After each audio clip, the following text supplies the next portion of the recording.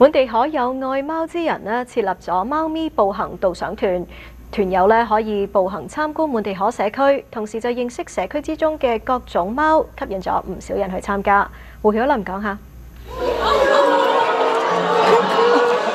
喺滿地可，除咗可以參與步行團、觀賞建築物同埋歷史之外，仲可以參加貓貓步行團，去到唔同嘅社區認識區內嘅貓咪。Basically, a bunch of people sign up their cats. We pick a neighborhood where we have a lot of cat sign-ups, and we go on a tour. We go on a walking tour of the neighborhood to see people's cats, either outside, from a window, on their balcony.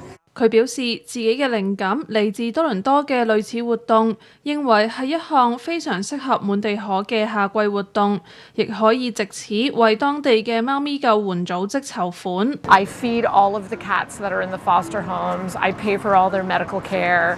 And there is an adoption fee when people adopt the cat, but it really doesn't cover all of the expenses. So this money will go a very long way to helping out. 主辦者表示，今年夏季希望每個月舉辦一次社區貓咪步行導賞團，令參與者更加了解社區內嘅貓咪嘅同時，亦都能夠了解救援組織面對嘅處境同埋需求。